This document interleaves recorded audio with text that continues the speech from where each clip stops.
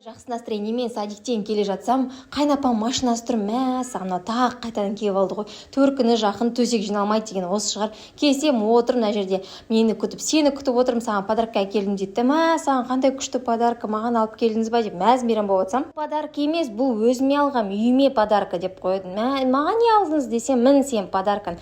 Үйде стиралка істемей қалып, представляешь, осылардың бәрін жуып не істеп бер. Кешке дейін болсын ғой, не істейсің осы бар, осының барын тазалап бер дейді. Не айтарыңды білмейсің, өз ішімнен бұрқылдап сөйлеп кетіп бара жатырмын. Жалғыз қайнапа менде ғана бар ма, сіздер жаза кетіңіздер. Сосын мен бөлмеме кіріп алды да, мен ұйықтаймын, не мешайте, мен есікті жауып алам, бүкіл тазалап бәрін болғаннан кейін оят дейді ғой, кімнен ашуымды аларым білмей, бүкіл ыдыстардың бәрін жуып, тамақты істеп, өз-өзімен бұрқылдап жүрмін. Енді уф деп отырғаным сол еді. Бір уақытта мен кетем, барлығы дайын ба, бүкілін салып бер, срочно үйге кетуім керек дейді. Сосын жарайды, жақсы, ертең келесіз ба сосын десем, ертең екінші партиясы бар, дайындала бер дейді ғой.